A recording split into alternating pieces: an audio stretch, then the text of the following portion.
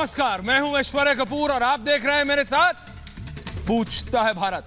जी हां दोस्तों और देशवासियों, आज पूछता है भारत में ऐश्वर्या का एजेंडा है कि क्यों दिल्ली में मोदी और यूपी में योगी, दिल्ली में अमित शाह और यूपी में योगी आदित्यनाथ ने जब से कैंपेनिंग शुरू की है, क्यों देश भर के विपक्षी नेताओं को सांप सूंघ गया है, क्यों ऐसी हालत हो गई है कि काटो खून नहीं।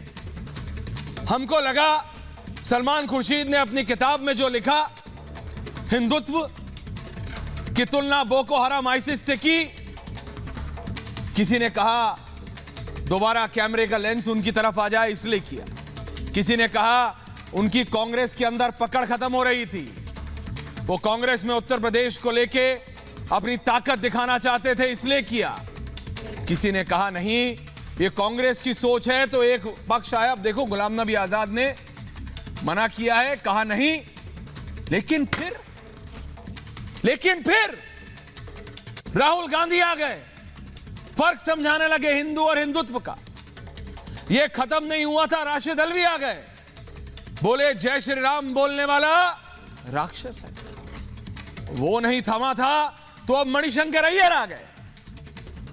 क्या मुझे दर्शकों, देशवासियों आपको बताने की जरूरत है कि सलमान खुर्शीद, राशिद अल्वी, मणिशंकर अय्यर ये कौन सी महान पार्टी में है?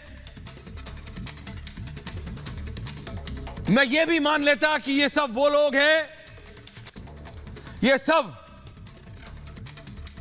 इस तरफ वाले ये वो हैं जिनके पास इस समय ताकत नहीं। असाउद्दीन ओवैसी कोशिश कर रहे हैं उत्तर प्रदेश में, अखिलेश यादव टक्कर देने की कोशिश कर रहे हैं योगी आदित्यनाथ को, कह रहे हैं बाबा को अगर कोई टक्कर दे सकता है उत्तर प्रदेश में तो वह मैं हूं। लेकिन एक चीज जो अखिलेश यादव भूल जा रहे हैं कि अखिलेश के साथ बाकी कौन है, मायावती बहन जी, उनको एक बहुत बड़ा गहरा पारिवारिक दुख झेलना पड़ा है पिछले 48 घंटों में। मैं ज्यादा टिप्पणी नहीं करूंगा, लेकिन कैंपेनिंग शांत। प्रियंका गांधी कहां नवजोत सिंह सिद्धू की कॉमेडी से नहीं उभरी है। मैं कहता हूं, लोग कहते हैं मत बोलो, लेकिन मैं फिर कह रहा हूं कि सिद्धू की कॉमेडी में अभी तक ऐसे फंसी हैं कि उत्तर प्रदेश पे ध्यान नहीं दे पा रही हैं। वहां योगी आदित्यनाथ के साथ नरेंद्र मोदी की पॉपुलैरिटी और अमित शाह का पैना दिमाग, पैनी सोच, ये तिकड़ी, अगर दोबारा उस ग्राफिक पे जाएं डायरेक्टर साहब, ये जो तिकड़ी है, ये देखे ना देखे एक तरफ अखिलेश है और अखिलेश के साथ कोई नहीं है। बहन जी अलग लड़ रही हैं, अखिलेश अलग लड़ रहे हैं, प्रियंका राहुल आपस में लड़ रहे हैं। असाउद्दीन ओवैसी को समाजवादी पार्टी कहते हैं बीजेपी की टीम है, बीएसपी वाले कहते हैं कांग्रेस की टीम है, प्रियंका गांधी जैसा मैंने कहा वो और राहुल आपस में लड़ रहे हैं। वहां ये तीनों एक साथ, जब पिछला इलेक्शन था उत्तर प्रदेश का देशवासियों, तब योगी आदित्यनाथ का चेहरा नहीं था। योगी आदित्यनाथ बाबा सांसद थे, अमित शाह का दिमाग और नरेंद्र मोदी की पॉपुलैरिटी पे जीता था बीजेपी। लेकिन इस बार योगी आदित्यनाथ के चेहरे में लड़ा जा रहा है और कह रहे हैं अमित शाह कि नापो पिछले 4.5 साल योगी आदित्यनाथ के और आप तुम सबका सारा मिलाओ, एक साथ मिलाओ, काम पे लड़ो। लेकिन जैसे ही बात यह होती है तो कहां आ जाते हैं आप हिंदू हिंदुत्व। राहुल गांधी हिंदू और हिंदुत्व का फर्क समझते हैं। अखिलेश स्मार्ट, अखिलेश उसमें नहीं घुसे, एक टिप्पणी की उन्होंने, लेकिन ज्यादा उसमें नहीं घुसे, वो स्मार्ट है, वो अपनी बस लेके निकल पड़े हैं। लोग कहते हैं वही बहुत लग्जरी बस है, ये तो भैया सारे नेताओं की ऐसी होती है। अब नेताओं की गाड़ियों पे जाएंगे तो पंजाब में तो मुख्यमंत्री चन्नी ने खुद ही कहा था कि मैं जो सीएम बनया 2-2 करोड़ दी गाड़ियां सी, गाड़ी थी 1-2 करोड़ की पंजाब की सीएम। मैं उसमें नहीं जा रहा हूं कि जो बीजेपी के उत्तर प्रदेश के नेता कह रहे हैं कई कि अखिलेश की तो बस ये है, बस वो, मैं कह रहा हूं निकले तो हैं, बहन जी हैं कहां? लेकिन आज बहन जी की बात नहीं, बात है कि जब बात होनी चाहिए उत्तर प्रदेश की जनता की, बात होनी चाहिए पंजाब के जनता की, उत्तराखंड के जनता की, जहां जहां इलेक्शन है आप काम पे वोट मांगिए, आप विकास पे वोट मांगिए, या आप हिंदू मुसलमान करते रहेंगे। अगर हाईवे बना है तो वो हाईवे क्यों अभी उत्तर प्रदेश की जब योगी आदित्यनाथ की सरकार है तो कब क्यों खुल गया? नहीं खुलना था।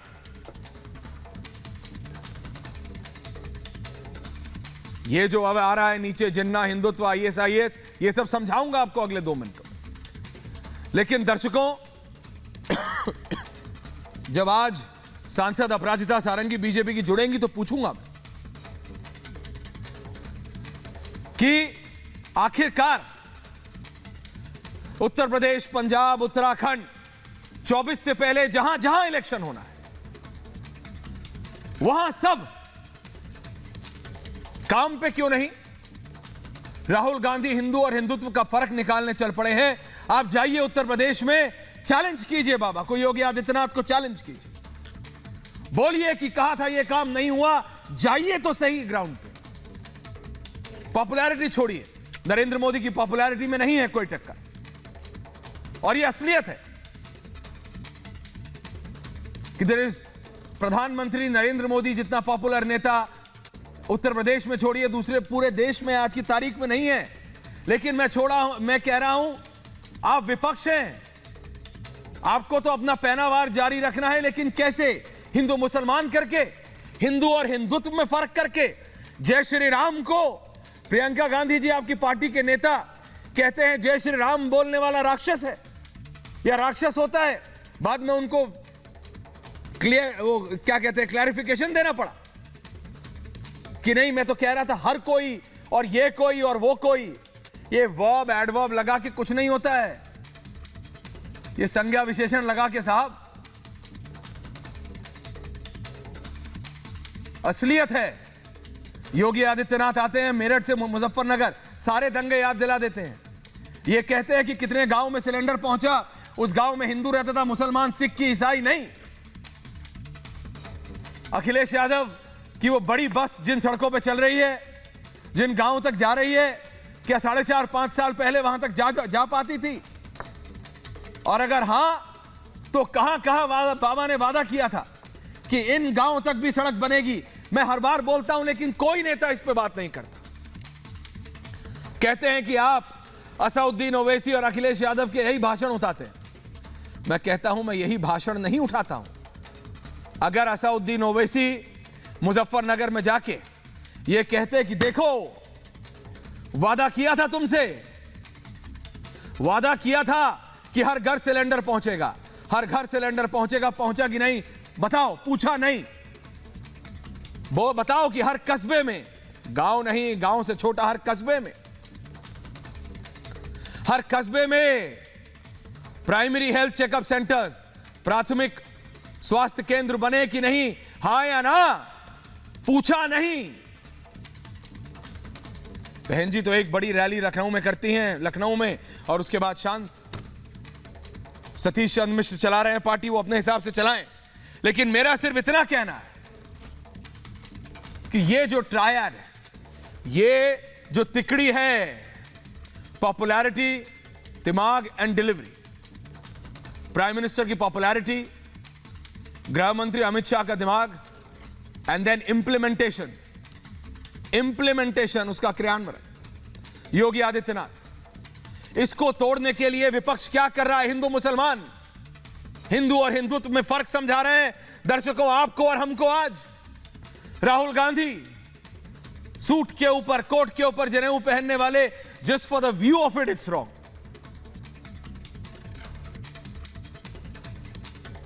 मैं कह रहा हूं, आप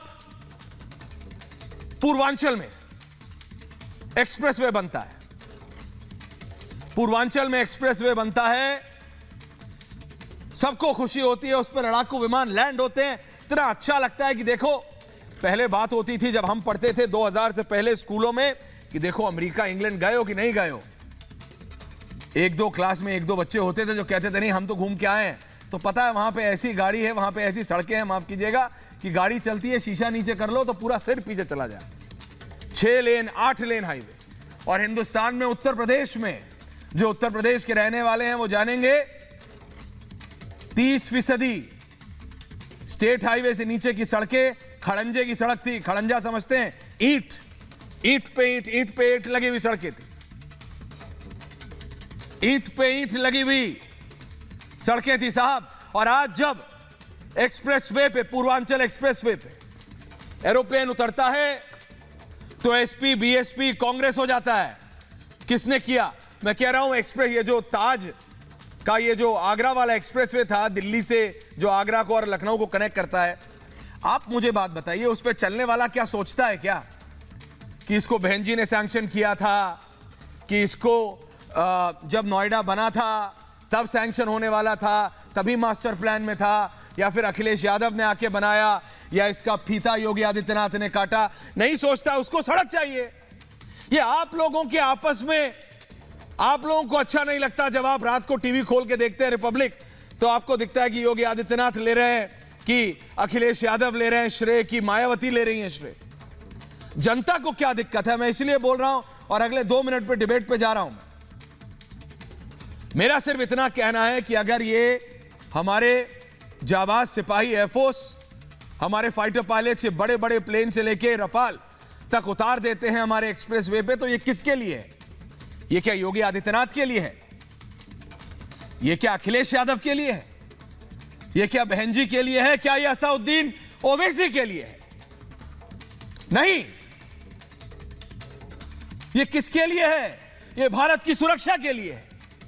ये है कि कल को अगर ये चीन, उधर पाकिस्तान, पूर्वांचल की बात है इसलिए नेपाल ऊपर बात कर रहा हूं, चीन की, दिमाग उसका खराब हो जाए, उसको पता है कि हमारी एयरफोर्स बेसिस कहां है, हमारा बैकअप क्या है, हमारा बैकअप क्या है, कहां पे उतारेंगे।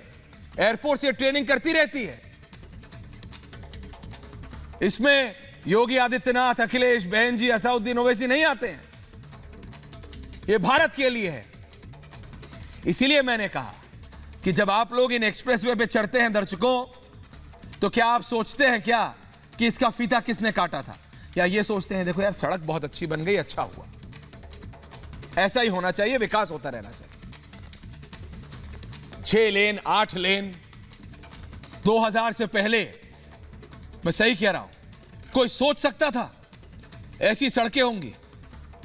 पश्चिमी उत्तर प्रदेश में आप बीती बता रहा हूं साहब, 6-7 जिलों तो मैं जानता हूं जहां मतलब जिले से अगर अंदर गांव में जाना है तो कॉनवॉय नहीं बोलते, वहां कानबाय लगता था कि सारी गाड़ियां एक साथ जाएंगी, बैराज पार करना है, खड़ंजे की सड़क है, उससे सड़कों पे in the middle of nowhere, चाहे ये आप आगरा वाला लीजिए, लखनऊ वाला लीजिए, ये वाला लीजिए, पूर्वांचल वाला, in the middle of nowhere, दोनों तरफ खेत है, बीच में प्लेन उतर रहा है, फर्राटे से साए गाड़ियां चलती हैं। सुरक्षित चलाइए। लेकिन तो लोगों को इसमें करना है कि अखिलेश और ये, मेरे को इससे दिक्कत है। और उससे भी ज्यादा दिक्कत है जब लोग हिंदू और हिंदुत्व समझाने लगते हैं। अखिलेश यादव ने गोरखपुर में रैली की, वहां लोग आए, किसने दिखाया? रिपब्लिक ने दिखाया। योगी आदित्यनाथ, अमित शाह आजमगढ़ पहुंचे, अखिलेश के गढ़ में गर्दा काट दिया। ये देखिए, ये एक दूसरे को ताकत दिखा रहे हैं साहब। यूपी का इलेक्शन होने वाला है, लड़ रहे हैं, लेकिन किस पे? विकास पे लड़िए ना, जनता के लिए लड़िए ना।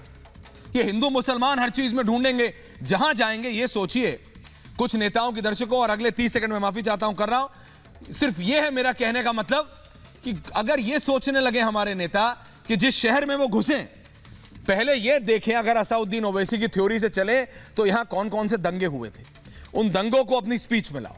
ये देखा जाए, या ये देखा जाए कि कौन कौन से विकास के कार्य हुए हैं, या कौन कौन से विकास के कार्य नहीं हुए हैं, कि जहां वो रैली करने वाले हैं वहां पे जो सत्ता में बैठे हैं उन्होंने स्कूल कॉलेज का वादा किया था, बना कि नहीं बना? आईटीआई का वादा किया था, बना कि नहीं बना?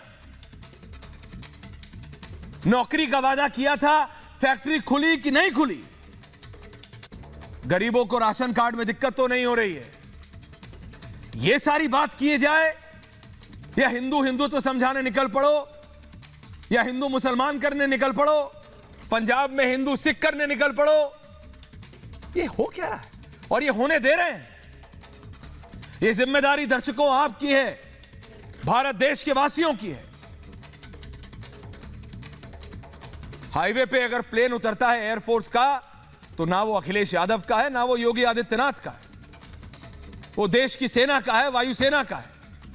इसलिए बोल रहा हूं कि जब मैं इस समय बोला तब भी मेरे को दिख रहा है कई अलग अलग नेता अलग अलग प्रेस कॉन्फ्रेंस कर रहे हैं उत्तर प्रदेश में कि पूर्वांचल का एक्सप्रेसवे बन गया है, बहुत सारे वोट पूर्वांचल से योगी ले जाएगा। क्या कर रहे हो? बोलो कि हमने किया था, हमने फीता काटा था। अरे भैया चल रहा है, बोलो ये अच्छा हुआ, लेकिन और जो वादे किए थे योगी आदित्यनाथ उनका क्या हुआ? ये सवाल पूछिए ना कि बाबा एक हाईवे नहीं, आपने कहा था नोएडा से लेके उधर तक गाजीपुर तक पाट दूंगा, उसका क्या हुआ? कनेक्शन हुआ नहीं हुआ? ये हाईवे कितने सुरक्षित हैं वो हुआ नहीं हुआ? ये जनता की बात तो करते नहीं है। इसी के बाद डिबेट पे जा रहा हूं। अपराजिता सारंगी सांसद हैं, राष्ट्रीय प्रवक्ता है भारतीय जनता पार्टी की, अब नीजेश अवस्थी जी हैं, विनय सिंह लेखक, कपिल मिश्रा जुड़ेंगे, अभी वारिस पठान साहब जुड़ रहे हैं, जुड़े हुए हैं, जुड़ गए। 7:15 जुड़ना था, सीधा 7:15 आया हूं वारिस भाई। अजय वर्मा जी, सतीश प्रकाश, अतुल सक्सेना। मैं सबसे पहले वारिस जी और अपराजिता सारंगी जी के पास जा रहा हूं। पठान साहब आपसे इसलिए पहले पूछ रहा हूं कि अपराजिता जी बोलेंगी सब ठीक है, मेरा सिर्फ इतना पूछना है वारिस जी कि अगर किसी भी स्टेट में इलेक्शन होता है, यूपी में हो, सर आप भी महाराष्ट्र में लड़ते आए हैं, हमें बात उन काम की करनी चाहिए ना कि जो सत्तारूढ़ पार्टियों ने वादा किया था और नहीं निभाया, विकास का, सुरक्षा का, जनता के लिए, युवाओं के लिए। हम बात करें हिंदुत्व में फर्क की, हम बात करें किसी भी धर्म को आतंकवादी संगठनों के साथ जोड़ने की, तो वो जानबूझ के डिस्कोर्स को चेंज करने की कोशिश है ना। वो जानबूझ के आपकी और हमारी बहस में विकास की बात ना हो, काम की बात ना हो, हिंदू मुसलमान की बात हो, उसको जोड़ने की कोशिश है। वारिस जी, वारिस पठान और अपराजिता सारंगी जी। देखिए ऐश्वर्या, मैंने आपकी कमेंट्री पिछले 20 मिनट से सुन रहा हूँ, अच्छा कमेंट्री देते हैं सर। आप तो 7:15 जुड़ने वाले थे।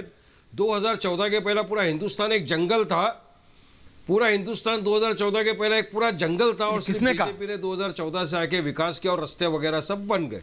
लेकिन मैं आपको बताना चाह रहा हूँ, सुनिए, मैं आपको बताना चाह रहा हूँ कि 2017 से योगी जी आए हैं, उत्तर प्रदेश में चुनाव आ रहा है, योगी टोटल फेल हो चुके उत्तर प्रदेश के चीफ मिनिस्टर पे। उत्तर प्रदेश में तरक्की किस बात की हुई है मैं आपको बताता हूं। एक तो क्राइम रेट बढ़ गया, और ये मैं नहीं बोलता हूं, मिनिस्ट्री ऑफ होम अफेयर्स का डेटा है। कस्टडियल डेथ बढ़ गई है, 15 लोगों की जान चले गई सिर्फ 1 साल में पुलिस कस्टडी में, और 450 लोगों की जानें चले गई है जेल कस्टडी के अंदर। जबकि सुप्रीम कोर्ट ने गाइडेंस दिया था, आदेश दिया था कि उत्तर प्रदेश में नहीं पूरे देश में हर पुलिस स्टेशन में CCTV कैमरे होने चाहिए। क्यों नहीं लगाए थे योगी ने? उनके काले करतूत सामने आ जाते पुलिस वालों के, इसलिए नहीं आए।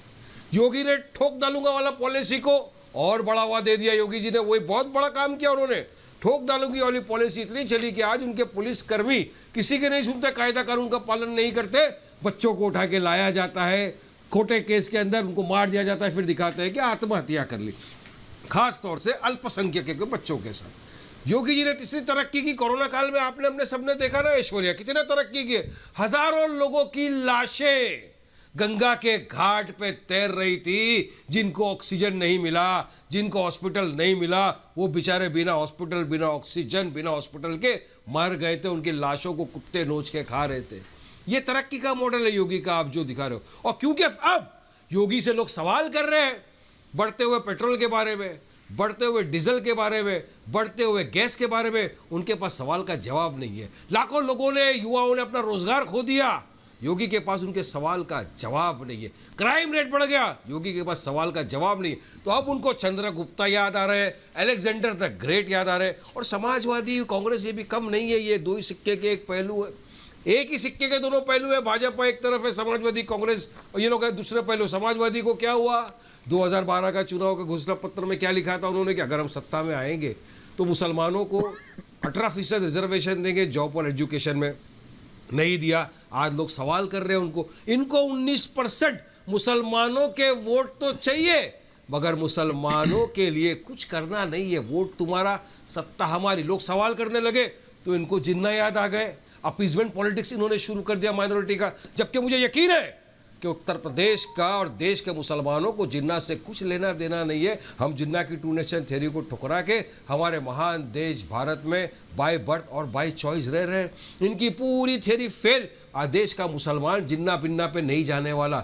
देश के मुसलमान को या देश के नागरिक को, उत्तर प्रदेश के नागरिक को आज चाहिए रोजगार। आज योगी को याद है मुझे रास्ता बनाना है 4.5 पौने 5 साल में।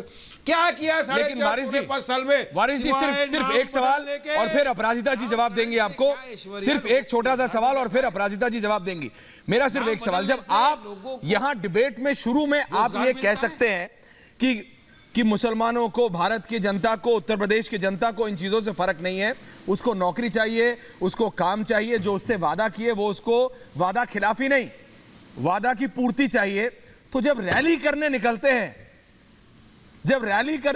हैं पठान साहब सुन लीजिए, पठान साहब जब रैली करने निकलते हैं तो मेरठ से मुजफ्फरनगर याद आता है। ये सारी चीजें जो आप टीवी पे बैठ के बोल रहे हैं इनका तो मेंशन भी नहीं होता पठान साहब।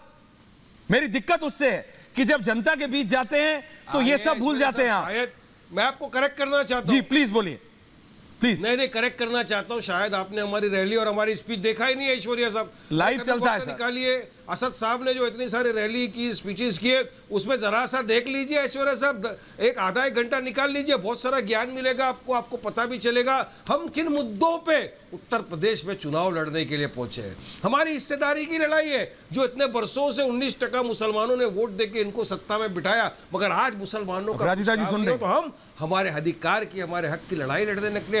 हम भी चाहते हैं कि हमारा रिप्रेजेंटेशन हो, पॉलिटिकल रिप्रेजेंटेशन होना जरूरी है किसी भी कौम का। हम भी चाहते हैं कि पॉलिटिक्स में भी हमको हिस्सेदारी मिले, हमारे में भी लोग बन के आए, लीडर बने, डिप्टी चीफ मिनिस्टर बने, मिनिस्टर बने, बनना चाहिए ना, क्योंकि इतने वर्षों से ये लोगों ने तो कुछ नहीं किया, चाहे समाजवादी हो चाहे भाजपा। जवाब आ रहा है, सरकार जवाब आ रहा है, वारिस जी जवाब आ रहा है, भाजपा बीजेपी के सांसद है, जवाब दे रही हैं सरकार है, वो तो कुछ अब आपको काउंटर कर रही है, जवाब दे रही है। मैम फ्लोर इज योर्स और फिर बाकियों के पास आ रहा। अपराजिता सारंगी जी जवाब दे रही हैं। मैम आप सबको मेरा नमस्कार। मैं जो वक्तव्य रखूंगी उसके 2 भाग होंगे। सबसे पहले मैं कांग्रेस की संकुचित विचारधारा के विषय में जरूर कहना चाहूंगी, क्योंकि मुझे लगता है हजारों लोग हम सबको देख रहे हैं। पिछले कुछ दिनों से कांग्रेस नेताओं में हिंदू और हिंदुत्व की परिभाषा बड़ी अपनी संकुचित विचारधारा के आधार पर देने के लिए होड़ मची हुई है। सबसे पहले हमने सलमान खुर्शीद जी को सुना, पढ़ा भी, उनकी किताब भी पढ़ी, 300 पृष्ठ की किताब है और जिसमें 113 पृष्ठ आप सब पढ़े। रशीद अलवी को भी सुना, उन्होंने राम का नारा देने वालों को निशाचर कहा। और उसके बाद राहुल गांधी जी आए, उन्होंने सलमान खुर्शीद जी के वक्तव्य का समर्थन किया, हिंदू हिंदुत्व की परिभाषा का समर्थन किया, और अब है मणिशंकर अय्यर की बारी। तो मुझे लगता है कि कहीं ना कहीं ये जो पाकिस्तान को प्रसन्न करने की होड़ में कांग्रेस लगी हुई है, इसकी हम घोर निंदा करते हैं।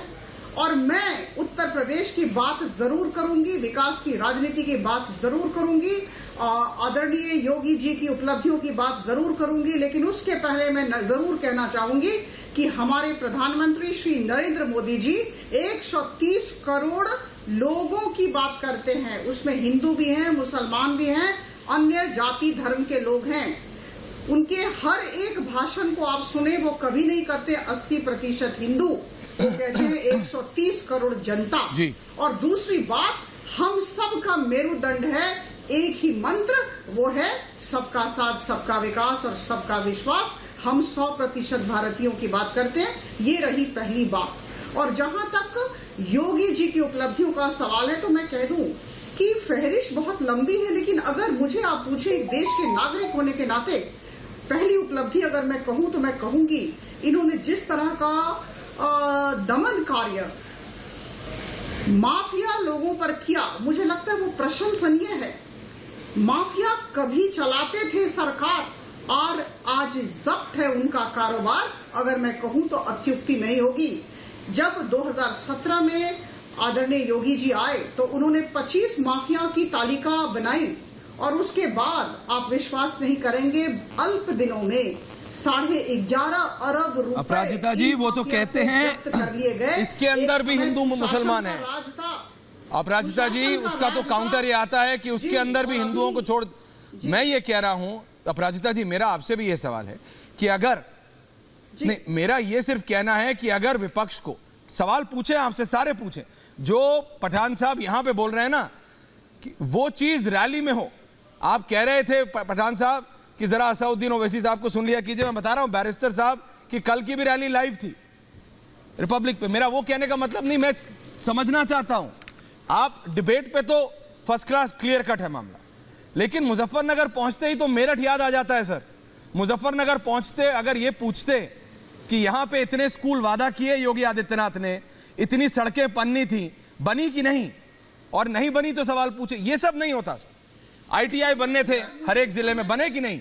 ऐश्वर्या साहब सुनिए 10 सेकंड आ रहा हूं मैम, मैं आ रहा हूं वापस आ रहा हूं। मुजफ्फरनगर पहुंचते याद आ जाता है वो दंगा, कमिंग टू यू, वो दंगा याद आता है जो इंडिपेंडेंस के बाद से लेके अब तक में 50,000 से ज्यादा लोग जो बेघर हो गए।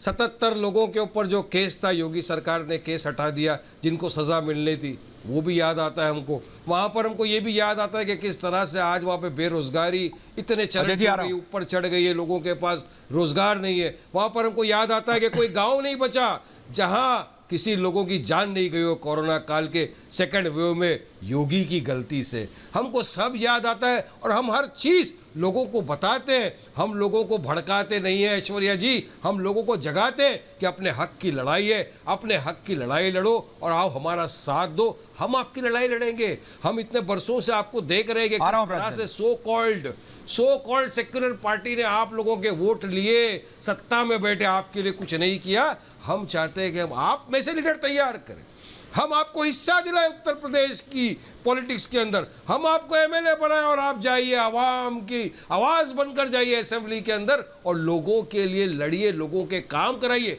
क्या गलत कर रहे हैं हम? 4.5 साल। अपराजिता जी एक आपसे सवाल पूछ रहे हैं, अपराजिता जी का एक काउंटर है, फिर मैं आ रहा हूं। रास्ते बना दो। अपराजिता जी का एक काउंटर मैम, के पहले से काम करने लग अपनी जी आ रहा हूं। इसीलिए अपराजिता जी बोल फहरिस्त बहुत लंबी है, मुझे करीबन 40 सेकंड की मोहलत दें। बोलिए मैम। पहली बात है कि जब सरकार का बजट बनता है तो सरकार के मंसूबे परिलक्षित होते हैं, और मैं आपको बता दूं 2017 में यूपी सरकार का बजट 2 लाख करोड़ था और इसके बाद अभी 2021 में यह 5.5 लाख करोड़ हो गया है। मुझे लगता है यह दर्शाता है कि हम किस तरह से विकास पर केंद्रित हैं, पहली बात। दूसरी बात मैं कह दूं कि सिर्फ बजट बनाने से नहीं हुआ, बजट का कार्यान्वयन होना चाहिए, सारे स्कीम्स प्रोग्राम्स के ठीक ढंग से कार्यान्वयन होने चाहिए। और आज के दिन जो हमारा per capita income Uttar Pradesh में है, एक समय में करीबन 4.5 साल पहले 47,116 रुपए प्रति वर्ष था और अभी बढ़कर यह पर कैपिटा इनकम 94,495 हो गया है। इस बीच हमने 4,52,000 यूथ को, युवा वर्गीय प्रतिनिधियों को सरकारी नौकरी दी है, इसे ना भूलें। हमारे पास तथ्य हैं और हमारे पास तर्क हैं। जनरल बातचीत ना करे तो बेहतर है। 14,935 किलोमीटर रोड हमने बनाए हैं। आप स्पेसिफिक्स पे जा रहे हैं। कल की बात है, हमारे प्रधानमंत्री जी पूर्वांचल एक्सप्रेस वे का उद्घाटन करने जा रहे हैं और कुशीनगर अंतर्राष्ट्रीय एयरपोर्ट के बारे में सबको ज्ञात है। अगर आप हमें समय दें तो यह फहरिस्त इतनी लंबी है कि ये पूरा डिबेट खत्म हो जाएगा और मैं उपलब्धियों ही गिनाती। अजय वर्मा आप नीचे अवस्थित देने से आ रहा हूं। अजय वर्मा कुछ कह रहे हैं। पठान साहब प्लीज, बाकियों को भी आ रहा हूं वापस आपके पास। देखिए, हाँ बोलिए अजय जी। ऐश्वर्या जी, हाँ, इस देश में आपने बात करी कि साहब विकास की बात करें। नहीं, मैंने ये बात करी नहीं अजय जी, मैंने ये बात करी कि विकास की बात करनी चाहिए थी राहुल गांधी जी को कि योगी आदित्यनाथ क्या कर रहे हैं क्या नहीं कर रहे हैं, तो समझ आता।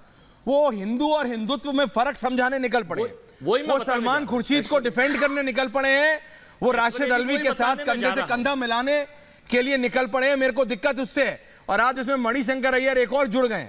ये जो सलमे सितारे अजय जी कांग्रेस ने उठा के रखे हैं, वही बताने, अगर इतने ही सही होते ये सलमे सितारे, तो गुलाम नबी आजाद ने चिट्ठी में ये नहीं लिखा होता कि Salman Khurshid is not only over exaggerating, he is wrong. इन सलमों सितारों का कुछ करिए साहब। जी। देखिए ऐश्वर्या जी, देखिए 2014 के बाद से और 2017 के बाद से निसंदेह यूपी में और देश में विकास हुआ है। किस चीज का विकास हुआ है कि अगर आपने आंकड़े उठाए अक्टूबर के, तो महंगाई की जो दर थी 10.66 वो 12.66 हो गई। हां, महंगाई का विकास हुआ है।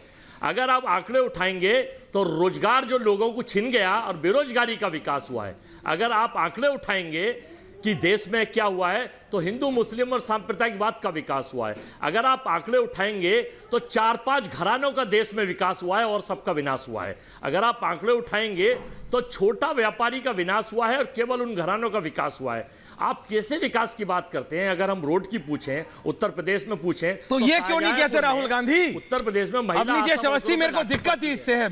अवनीश अवस्थी, विनय सिंह, मेरे को दिक्कत ही इससे है। अगर विपक्ष ये बोले, अवनीश अवस्थी जी, अगर विपक्ष ये बोले कि तुमने ये वादा किया था, वादा खिलाफी की, तो भी समझ आए।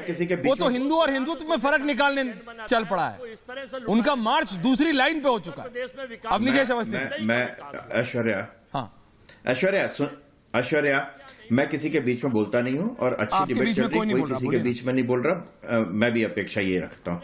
एक पहली बात तो ये कि 108 वर्ष पूर्व आज मां अन्नपूर्णा की प्रतिमा वापस काशी के परिसर में आई है, काशी विश्वनाथ मंदिर के परिसर में आई है। समूचा हिंदू समाज, समूचा भारतीय समाज आह्लादित हुआ है। 2014 के पश्चात 70% ऐसी जो चुरा करके या जबरदस्ती ले गई थी चीजें वापसी आई हैं। एक बात, क्योंकि वहां उन्होंने इलेक्शन नहीं लड़ना, वहां के लोगों ने। ऑस्ट्रेलिया के एक सांसद ने कहा कि हमें एक योगी दे दो, मैं ऑस्ट्रेलिया से कोरोना खत्म कर दूंगा, क्योंकि उसने योगी के खिलाफ इलेक्शन नहीं लड़ना, इसलिए वो झूठ नहीं बोलता, वो सच बोलता है।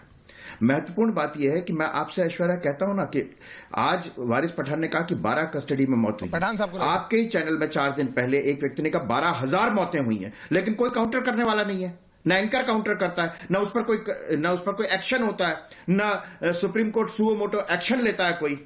जो भी है बात, वहां उत्तर प्रदेश का नागरिक आज जिस आत्मबल से, आत्मविश्वास से निश्चिंत होकर के कि मैं जिस काम के लिए घर से निकला हूं वो काम करके वापस घर लौटूंगा, मेरे मकान पर, मेरे जमीन पर, मेरे खेत पर कोई माफिया कब्जा नहीं करने की हिम्मत कर सकता। ये आत्मबल विकास का पहला कदम है, पहला कदम है ये। 2017 के पश्चात के समूचे आंकड़े लेकर के आ जाओ आप करो, 1 घंटे की बहस करो ना। आप ये क्यों कहते हो कि विकास पर बोलते नहीं? आप सारे आंकड़े लेकर के सिर्फ 2 लोगों के बीच में बहस करो, सिर्फ 4 लोगों के बीच में बहस करो, जितना मर्जी दो, आंकड़े सामने बोलेंगे ना। यहां पर सिर्फ भाषण देने से नहीं कि ये नहीं हुआ 12 से लेकर 12,000 तक कर दिया जाए। जितना विकास हुआ है, उत्तर प्रदेश में विकास हुआ है, वो उत्तर प्रदेश का नागरिक जानता है। 18 घंटे तक बिजली नहीं आती थी, कई दिनों तक बिजली नहीं आती थी, आज 18 घंटे से ज्यादा बिजली हर गांव में पहुंच रही है। आज देश का गन्ना किसान को जितना कितने सालों से बकाया था, वो आते ही उनको मिला था वापस। जवाब आ रहा है बात है। और ये देश का वारिस पठान आपको काउंटर कर रहे हैं। पठान साहब बोलिए। वारिस पठान, इसीलिए आपको लगता है कि देखिए, मैंने अवस्थी साहब की बातों को सुना। विनय सिंह को बोलिए। वो ये बोलना भूल गए, उत्तर प्रदेश में हाथरस है। हाथरस में क्या कर दिया था योगी सरकार के? उत्तर प्रदेश के अंदर ये कासगंज है, जिसके अंदर 21 साल के बच्चे को ले गए पुलिस स्टेशन के अंदर, उसको मारा गया, इतना कि वो मर गया, फिर बता दिया कि आत्महत्या हो गई। उसके बाद से लेकर अब तक पुलिसकर्मी को आपने सस्पेंड किया, अरेस्ट नहीं किया, कुछ नहीं किया। उत्तर प्रदेश ही वो जगह है जहां पे हजारों लोगों की लाशें हमने गंगा घाट के ऊपर तैरती हुई देखी। उत्तर प्रदेश वो जगह है जहां के क्राइम रेट बढ़ गया। और मैं आंकड़े के साथ बोल रहा हूं अवस्थी साहब, ये मिनिस्ट्री ऑफ होम अफेयर्स का आंकड़ा है कि उत्तर प्रदेश में 2020-21 के अंदर 15 पुलिस कस्टडियल डेथ हुई है और 450 जुडिशियल कस्टडी डेथ हुई है। क्यों क्राइम रेट उत्तर प्रदेश में इतना बढ़ गया है? उत्तर प्रदेश में लखीमपुर भी, आप शायद भूल गए होंगे, लखीमपुर में किस तरह टिन्नी के बेटे ने गाड़ी ले जाके बेकसूर किसानों को उड़ा दिया, कुचल दिया। और उसके बाद में फॉरेंसिक से भी पता चल रहा है कि जो बंदूक से गोली निकली थी वो उसके बेटे की थी, मगर आप सब उसको बचा रहे हो। तो उत्तर प्रदेश की अगर आप बात करोगे तो क्राइम में उत्तर प्रदेश बहुत आगे चला गया है, ये तो सच बात है। कोरोना काल में दायित्व में बहुत आगे चला गया है, ये भी सच बात है।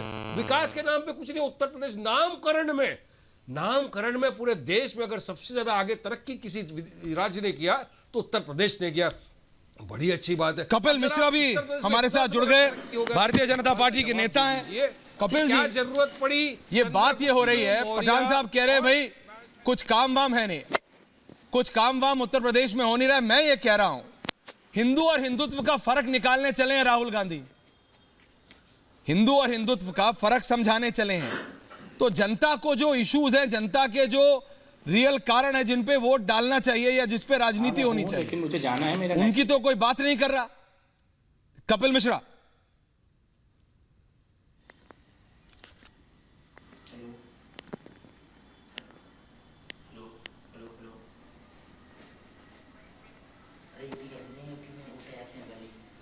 कुछ ऑडियो का दिक्कत हो रहा है, मैं तब तक जा रहा हूं विनय सिंह जी के पास। लेखक महोदय, सुना आपने वारिस पठान जी को सुना? लेखक महोदय, वोट बैंक ही माना है इनको आज भी ये लगता है कि भारत का मुसलमान पाकिस्तान की जो राजनीति जब भारत में पाकिस्तान बना था उसी के नाम पर इनको आंख मूंद के वोट देता है, किसी ना किसी का डर दिखाना है और वोट लेना है। इन्होंने 70 साल में ट्रिपल तलाक से आजादी नहीं दिलवा पाए मुसलमानों को। इन्होंने आज भी ये वही कार्ड खेल रही है कांग्रेस पार्टी, किसी तरह से मुसलमानों का, और ये मुसलमानों के वोट के लिए जो पागलपन है इस देश के अंदर, चाहे वो अखिलेश यादव का पागलपन हो, केजरीवाल का पागलपन हो, ये राहुल गांधी का पागलपन हो। बिल्कुल। तो अब मैं जा रहा हूं विनय सिंह जी के पास। विनय सिंह, सॉरी आप बोल रहे थे सिंह साहब, अब राजिदा जी आऊंगा इसके बाद। जी मैम। ऐश्वर्य भाई, जब भी वारिस पठान के जैसा कोई राजनेता मुसलमानों की हिस्सेदारी की बात करता है तो मैं चिंतित हो बैठता हूं। मैं 90 साल पहले चला जाता हूं 1933 में। 1933 में इन्हीं के जैसे किसी व्यक्ति ने मुसलमानों की हिस्सेदारी की बात की थी और उसका नाम था रहमत अली चौधरी, और पाकिस्तान शब्द पहली बार उसकी कलम से निकला, और इसी मुसलमानों की हिस्सेदारी में भारत के 2 टुकड़े हो गए और पाकिस्तान हो गया। मैं वादा करता हूं कि जिस दिन वारिस पठान जैसे लोग मुसलमानों की हिस्सेदारी छोड़ मुसलमानों की भागीदारी की बात करने लगेंगे, हिंदू मुसलमान का झगड़ा इस देश से समाप्त हो जाएगा। ये जब हिस्सेदारी की बात करते हैं तो मुझे देश के बंटवारे की बू आती है। जो आज से 90 साल पहले 1933 में इसी हिस्सेदारी की बात की गई और रहमत अली चौधरी से सिलसिला शुरू हुआ, अलामा इकबाल पर आकर टिका और वहां से जाकर के मोहम्मद अली जिन्ना पर जाकर खत्म हुआ और भारत के 2 टुकड़े हो गए।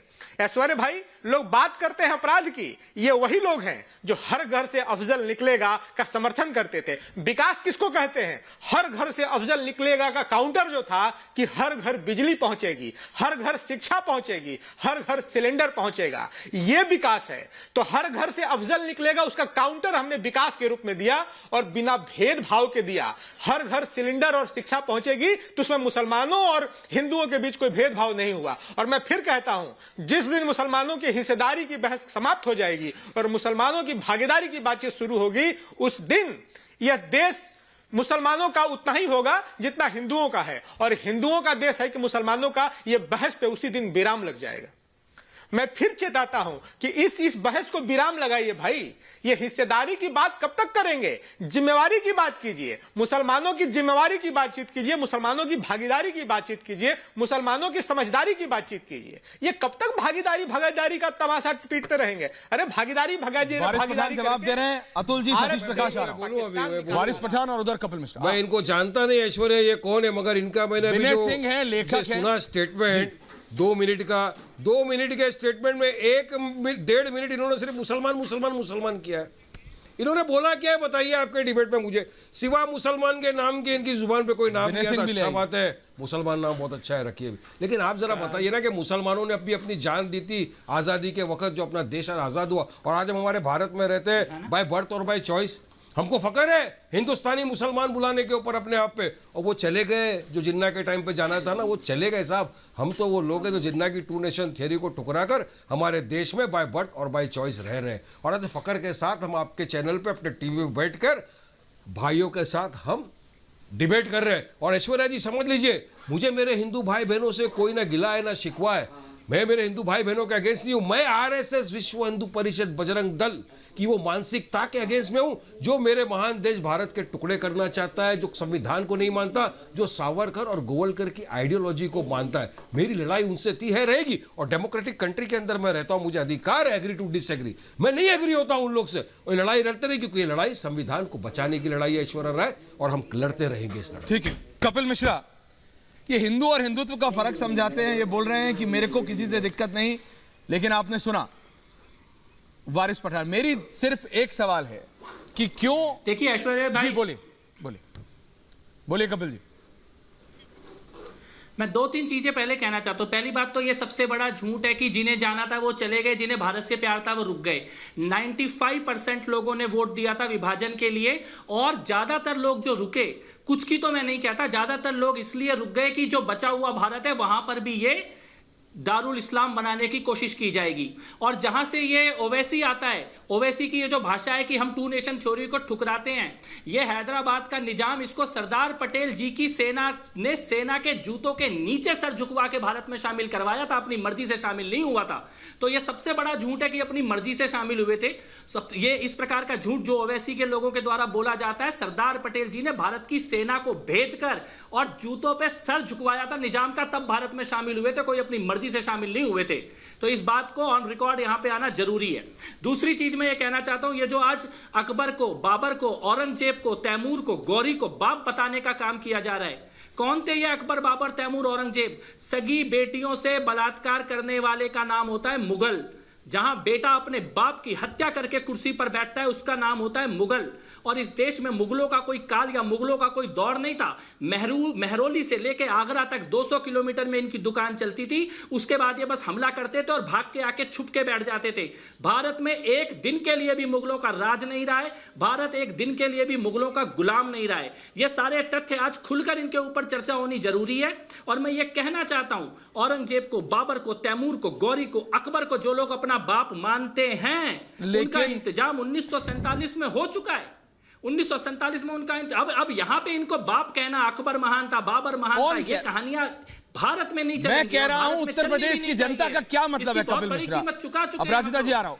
कपिल मिश्रा, मैं ये कह रहा हूं उत्तर प्रदेश की जनता जब अब इलेक्शन में जाएगी, पंजाब वहां जाएगा, उत्तराखंड जाएगा, और भी कई राज्य जाएंगे अगले 4 से 6 महीने के अंदर, 24 से पहले।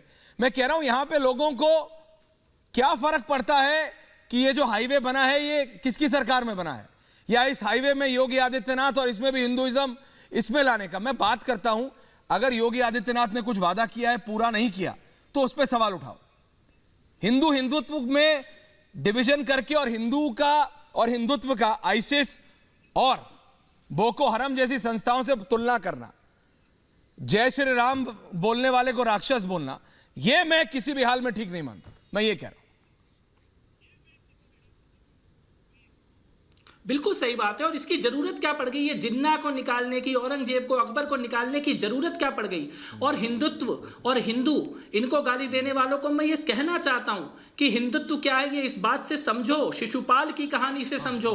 100 गालियों तक बिल्कुल चुप, लेकिन 101 गाली के बाद कोई माफी नहीं थी। और ये कांग्रेस पार्टी जो गाली दे रही है हिंदुओं को, शिशुपाल की तरह कांग्रेस के लोगों की गालियों को भारत का हिंदू समाज एक एक करके गिन रहा है, जवाब नहीं दे रहा, लेकिन हिसाब पूरा रख रहा है। और हिंदुत्व जहां राम की मर्यादा में है, सीता की तपस्या में है, दशरथ के वचन में है, जटायु की वीरता में है, हनुमान की भक्ति में है, लक्ष्मण की शक्ति में है, वहीं दुशासनों की छातियों को चीर कर लहू का पान करने वाला भीम का संकल्प भी हिंदुत्व है। इसीलिए डरो मत, लेकिन छेड़ो भी मत, यह समझना होगा। और चुनाव के मुद्दे पे आपके पास मुद्दे नहीं बचे, क्योंकि आपका जो काल था वो लूट का और घटिया भ्रष्टाचार का काल था। इसलिए आप जिन्ना और अकबर और औरंगजेब के नाम पे राजनीति करने आए हैं यहां पर। देखिए बात मैं समझता हूं, लेकिन मेरा सिर्फ इतना कहना है। मैं एक सेकंड सतीश प्रकाश जी के पास जा रहा हूं। सतीश प्रकाश जी और उधर से अपराजिता जी। सतीश जी, बहन जी हैं कहां? एक रैली और उसके बाद है नहीं। धन्यवाद ऐश्वर्या जी, आपको मेरी याद आई। नहीं, मैं माफी चाहता हूं, सब लोग बोल रहे हैं इसलिए मैं लेट आया। नहीं, मुझे बड़ा अच्छा लगा, आपकी डिबेट से मेरा ज्ञानवर्धन हुआ। कपिल मिश्रा जी जो सवाल उठा रहे थे कि कपिल मिश्रा जी का डीएनए बाबर से मिलता है, ये हमने नहीं कहा, ये तो मोहन भागवत ने कहा। भाई ये तो जाकर के मोहन भागवत से पूछो ना कि आपका अरबी खून है या डीएनए आपका बाबर का है। तो महाभारत नहीं हुआ क्या? डीएनए तो कौरव पांडव का भी एक था, तो महाभारत नहीं हुआ क्या? मेरी बात सुनेंगे ना। अरे हमारी बात आप भी तो सुनिए, आपने जब बात उठाई तो उसको बता रहा हूं मैं। मूल निवासी है, डीएनए एक था तो महाभारत नहीं हुआ क्या? अगर मुगल बाहर से आया है तो आप एक था तो महाभारत नहीं हुआ क्या? सुनिए आराम से। बात तो सुनिए। बाबर आपके यहाँ आपने अगर पढ़ा होगा एड्रेस बाबर सुनिए। मूल निवासी है, भारत कहीं इतिहास में बाबर मूल निवासी नहीं है। आप कहाँ से आए हैं, कहाँ से आए हैं? और मैं ये नहीं कह रहा, बड़े सम्मान के साथ कह रहा हूँ, अगर घोड़े पे बैठ के आएंगे तो गधे के ऊपर पूछा देंगे हम। मेरी बात को ध्यान दो। मेरा मुद्दा ये नहीं है कि आप हिंदू पे चढ़ सकते हो, मुसलमान पे चढ़ सकते हो। मेरा मुद्दा ये है इस देश का जो वीकर सेक्टर, जो सामाजिक रूप से कमजोर है, जो आर्थिक रूप से कमजोर है, उसके विकास की क्या बात कर रहे हैं? अगर बीजेपी ये दावा कर रही है कि वो कमजोर वर्गों के लोग हैं, भारतीय संविधान भी कुछ कहता है ना, उसको भी याद करो ना। मुझे हिंदू मुसलमान की बहस में नहीं पढ़ना, मेरा काम ये है को कि डिबेट में नहीं पढ़ना, लेकिन हो भी रहा है। मेरी प्रॉब्लम ये है, कपिल मिश्रा, वारिस पठान, अब राजदा जी, समय का मैं ब्रेक ले रहा हूं, वापस आऊंगा, लेकिन कि डिबेट में कोई नहीं बोलता। जो मैंने पहले कहा पठान साहब, डिबेट में आके सब बात वही करते हैं जो होनी चाहिए, लेकिन जैसे ही रैली शुरू होती है तो फिर मुंह से जो निकलता है वो हमने भी देखा है कि जय श्री राम बोलने वाला, और जहां पहुंचेंगे वहां दंगे याद आते हैं, काम याद नहीं आते, लोगों की मुसीबतें भूल जाते हैं, दिक्कतें भूल जाते हैं। कपिल मिश्रा, आज आप लेट आए, इसकी भरपाई आपको अगली बार करनी पड़ेगी, पहले से आपको रहना पड़ेगा। अब राजदा जी, बहुत बहुत धन्यवाद, आप सबका पूछता भारत।